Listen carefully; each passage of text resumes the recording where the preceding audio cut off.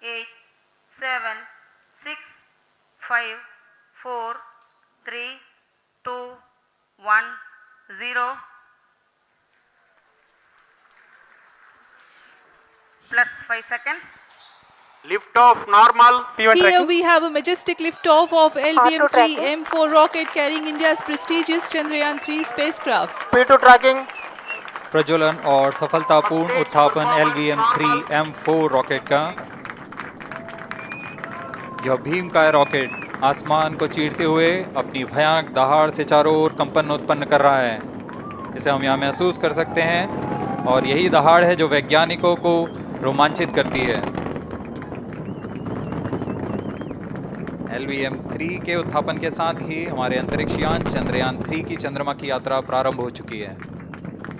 As the rocket is soaring through the clear skies, every second moving closer to the accomplishment of the most important milestone in its mission to moon.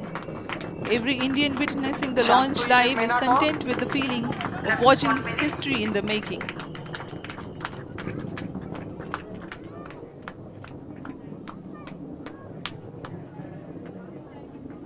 चंद्रमा की सतह पर अपना छाप छोड़ने के लिए चंद्रयान-3 अपने मिशन को पूरा करने निकल चुका है। वर्तमान में दोनों S-200 स्टेप ऑन बूस्टर सामान निष्पादन करते हुए अपनी निर्दिष्ट कक्षा की ओर बढ़ रहे हैं।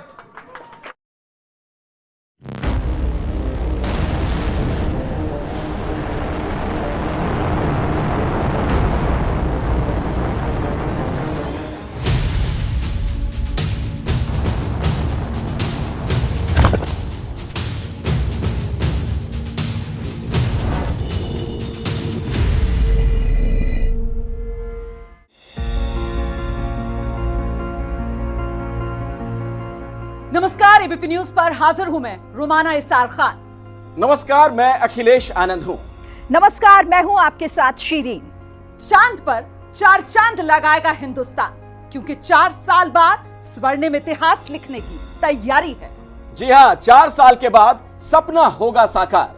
हम दुनिया को कराएंगे चांद के अनदेखे हिस्से का दीदार। तकनीक के जरिए चंद्रयान की खूबियों से लेकर उसके चांद तक के हैरतअंगेज सफर से रूबरू कराएंगे।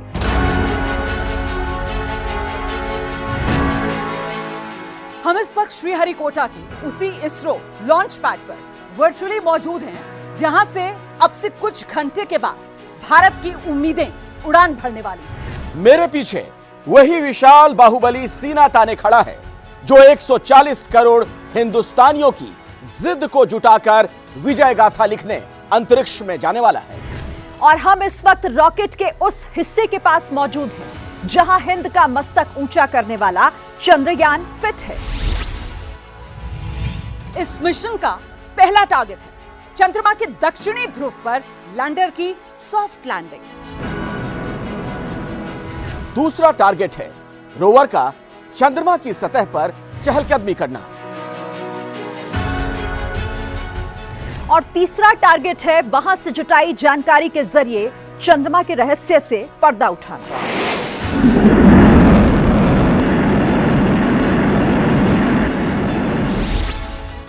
लेकिन ये लक्ष्य पूरा होगा इस विशाल रॉकेट के सफल अंतरिक्ष यात्रा के साथ। बाहुबली LVM-3 रॉकेट चंद्रयान को अंतरिक्ष तक कैसे पहुंचाएगा, इसे हम दिखाते हैं इस खास प्लेटफॉर्म जिस पर मैं मौजूद हूं। यहां से आप रॉकेट के हर हिस्से को बेहद करीब से देख पाएंगे। इस रॉकेट के पेलोड, फेयरिंग सहित 4 हिस्से हैं। पहले हिस्से में ये 2 ठोस जो आपको नजर आ रहे हैं रॉकेट बूस्टर्स S-200, इसमें 205 टन ठोस रॉकेट ईंधन भरा है। इसके ईंधन ने इग्निशन के बाद इसकी गति को कंट्रोल नहीं किया जा सकेगा। जैसे दिवाली का पटाखा होता है ना, मतलब एक बार आग लगा दी तो फिर उड़े गए, बहुत कुछ वैसा ही। दुनिया के सबसे बड़े ऑपरेशनल सॉलिड प्रोपेलेंट बूस्टर्स में से ये एक है। इन दोनों के बीच जो आपको सफेद रॉकेट का हिस्सा नजर आ रहा है वो L110 लिक्विड स्टेज इंजन है। इसमें 115 टन लिक्विड रॉकेट ईंधन भरा हुआ है। जब करीब 41 किलोमीटर हवा में रॉकेट जा चुका होगा और बूस्टर का ईंधन खत्म होगा, तब लिक्विड इंजन अपना काम करना शुरू कर देगा। रॉकेट के उड़ान भरने के 200 सेकेंड बाद इसमें इग्निशन होगा और सबसे जटिल हिस्सा high thrust cryogenic upper stage, तकनीकी भाषा में C25 नाम इसको दिया गया है। अभी तक सिर्फ 6 देश ही इस क्रायोजेनिक इंजन को बना पाए हैं और हिंदुस्तान भी उन्हीं में से एक है। इसकी खासियत यह है कि बेहद कम तापमान पर रॉकेट ईंधन का इस्तेमाल करता है। इसमें 28 टन लिक्विड ऑक्सीजन और लिक्विड हाइड्रोजन भरा हुआ है। तो इन तीनों इंजन की जिम्मेदारी है सबसे ऊपर वाले हिस्से में फिट चंद्रयान के इंटीग्रेटेड मॉड्यूल को पृथ्वी की बाहरी कक्षा में पहुंचाना। वैसे आपको बता दें कि इस LVM-3 रॉकेट की सफलता की जो दर है वो 100% मतलब 100% रही है। पिछले 6 लॉन्च जो हैं वो सफल रहे हैं। चंद्रयान 2 भी इसी सीरीज के रॉकेट से आसमान में गया था। रॉकेट के 3 हिस्से जिस चंद्रयान को ले जाने के लिए जुटे हैं वो यहां पर लगा है, यानी सबसे ऊपरी हिस्से में, और इसी में है चंद्रयान का इंटीग्रेटेड मॉड्यूल। इसके भीतर वही प्रोपल्शन मॉड्यूल है जिसके ऊपर चंद्रयान 3 फिट है। चंद्रयान यानी लैंडर और उसके भीतर रखा हुआ रोवर, जिसकी मंजिल है चंद्रमा के दक्षिणी ध्रुव पर लैंडर को सकुशल चांद पर उतारना और रोवर को चंद्रमा की सतह पर चहलकदमी करना। वही रोवर चांद के रहस्य से पर्दा उठाएगा, क्योंकि चांद के दक्षिणी ध्रुव पर आज तक कोई नहीं पहुंचा है।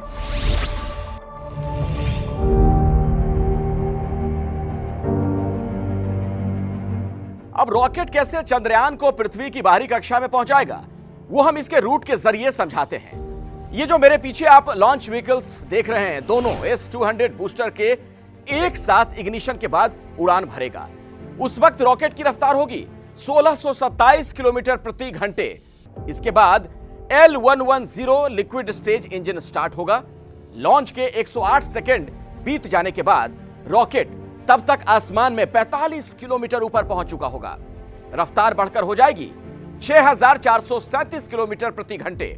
इसके बाद दोनों बूस्टर 127वें सेकेंड में यानी करीब 2 मिनट के बाद रॉकेट से अलग होंगे। तब तक आसमान में 62 किलोमीटर ऊंचाई पर रॉकेट पहुंच चुका होगा। रफ्तार बढ़कर पहुंच चुकी होगी करीब 7000 किलोमीटर प्रति घंटे।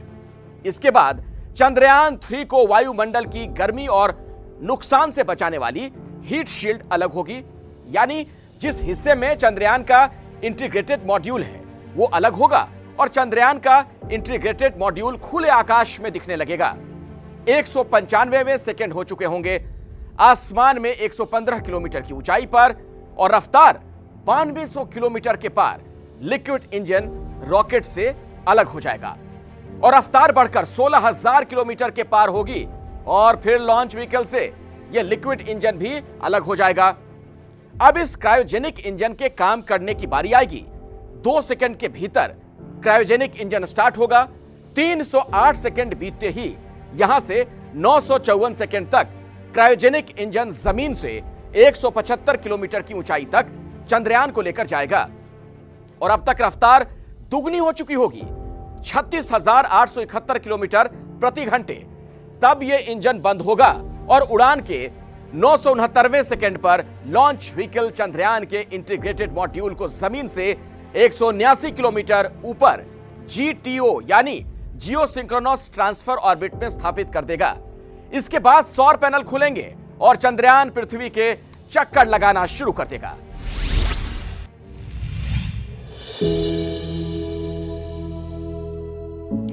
यहीं से अगले 1 महीने तक चंद्रयान पृथ्वी के चक्कर काटने के बाद और धीरे धीरे चरणों में अपनी कक्षा बढ़ाने के बाद चांद की कक्षा में प्रवेश करेगा। चंद्रमा की कक्षा में प्रवेश के बाद 100 किलोमीटर की कक्षा में आने के बाद लैंडर को प्रोपल्शन मॉड्यूल से अलग किया जाएगा। फिर लैंडर अपनी स्पीड कम कर सकेगा, जिसके बाद आदर्श परिस्थिति में लैंडर की चांद पर सॉफ्ट लैंडिंग होगी। लैंडर के चंद्रमा की सतह पर उतरने के बाद रोवर लैंडर से नीचे आएगा और चंद्रमा की सतह पर चलेगा। चंद्रयान 2 के लैंडर विक्रम ने चंद्रमा की सतह से करीब 2 किलोमीटर पहले ही संपर्क खो दिया था और चांद पर उसकी क्रैश लैंडिंग हो गई थी। लेकिन इस बार मिशन चंद्रयान 3 में ऐसा क्या सुधार किया गया है जिससे मिशन की सफलता के चांसेस और बढ़ जाते हैं? इसके लिए आपको लेकर चलते हैं इसरो सेंटर। अब हम आ चुके हैं इसरो के सेंटर में, जहां चंद्रयान के हिस्सों को असेंबल किया गया है। यहां पर आपको यह जानना जरूरी है कि चंद्रयान 3 में बदलाव क्या हुए हैं। चंद्रयान 3 में जो पहला बड़ा बदलाव है वो ये कि ऑर्बिटर इस चंद्रयान 3 में मौजूद नहीं है, क्योंकि चंद्रयान 2 का जो ऑर्बिटर है वो अभी भी चंद्रमा की कक्षा में बिल्कुल ठीक तरीके से काम कर रहा है और जरूरत पड़ने पर इससे संचार में मदद ली जा सकती है। तो चंद्रयान 3 में ऑर्बिटर नहीं है और इसकी जगह प्रोपल्शन मॉड्यूल को लगा दिया गया है जो नेविगेशन में मदद करेगा, यानी आवश्यक कक्षा में ठीक से पहुंचाने में मदद करेगा चंद्रयान। चंद्रमा के चक्कर लगाते हुए चंद्रयान का डेटा पृथ्वी तक पहुंचाने का काम करेगा। और साथ ही आपको बताती हूं कि जो लैंडर है उसको इस बार और ज्यादा मजबूत बनाया गया है ताकि लैंडिंग का प्रभाव झेलने में वो बेहतर रहे। पिछली बार आप जानते हैं लैंडिंग के वक्त ही गड़बड़ी हो गई थी। लैंडर के पैर जो हैं वो इस बार और अधिक मजबूत बनाए गए हैं ताकि जो लैंडिंग का इंपैक्ट है उस समय ज्यादा मजबूती से चांद पर कदम अपने जमा सके। बड़े अधिक शक्तिशाली सौर पैनल्स मतलब सोलर पैनल्स का इस्तेमाल किया गया है ताकि लैंडिंग तक पावर को लेकर किसी तरीके की कोई कमी, किसी तरीके की कोई दिक्कत ना हो। साथ ही स्पीड कंट्रोल करने के लिए भी एक्स्ट्रा सेंसर्स लगा दिए गए हैं ताकि जो गति है उस पर नजर रखी जाए, गति का सही आकलन किया जा सके। और साथ ही इसमें कई फॉल बैक यानी वैकल्पिक सिस्टम और सेंसर्स लगाए गए हैं ताकि किसी सिस्टम, किसी सेंसर में अगर कोई दिक्कत होती है, कोई फेल हो जाता है तो फिर उसकी जगह दूसरा सिस्टम, दूसरा सेंसर काम कर सके। चंद्रयान 2 लैंडर की विफलता की वजह बनने वाली जो सॉफ्टवेयर की समस्या थी ना, उसे इस बार पूरी तरीके से ठीक कर लिया गया है। लैंडर में अब 5 मोटर की जगह इस बार 4 मोटर ही लगाए गए हैं और इस वजन का इस्तेमाल जो है वो दूसरे काम में लिया गया है। मतलब लैंडर में इस बार चंद्रयान 2 के मुकाबले फ्यूल ज्यादा है, जिससे लंबे समय तक बेहतर नेविगेशन मिल सकेगी और गलती की गुंजाइश ना रहे। इसके लिए सैकड़ों बार इस पूरे सिस्टम की टेस्टिंग भी की जा चुकी है। करीब 3,84,000 किलोमीटर का सफर इस चंद्रयान को तय करना है और इसी में मदद करेगा हमारा ये बाहुबली रॉकेट, जो 4,000 किलो वजन तक को जियो स्टेशनरी ऑर्बिट में स्थापित करने में सक्षम है।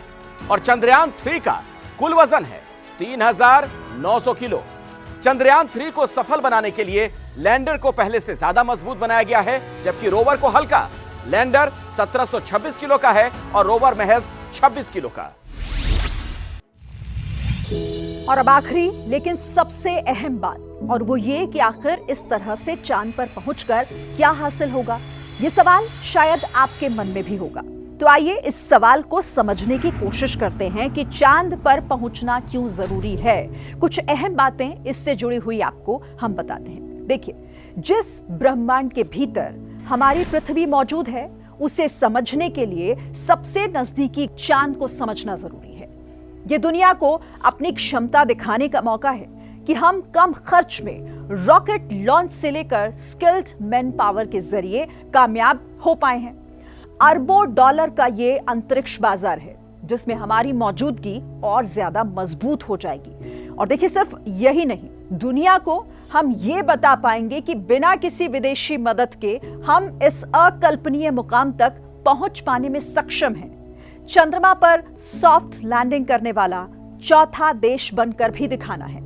चंद्रयान 2 की पिछली असफलता को पीछे छोड़कर इसरो और देश के मनोबल को और ज्यादा बढ़ाना है। और चंद्रयान 3 की सफलता से हमें सूर्य मिशन और मानव अंतरिक्ष मिशन गगनयान के लिए भरोसा भी पैदा होगा। और इस भरोसे के लिए इसरो के वैज्ञानिकों ने पिछले 4 सालों में बहुत ज्यादा मेहनत की है, दिन रात मेहनत की, जिसका नतीजा आपके सामने है। आपको पता है चांद पर लैंडिंग इतनी खतरनाक क्यों है? क्योंकि चांद पर वायुमंडल नहीं और ना ही लोकेशन बताने वाला जीपीएस। चांद के साउथ पोल पर साफ नहीं दिखने की वजह से यहां लैंडिंग मुश्किल है, जिसे पहली बार हिंदुस्तान के वैज्ञानिक साकार करने जा रहे हैं। तभी तो हमारी मुट्ठी में होगा चांद।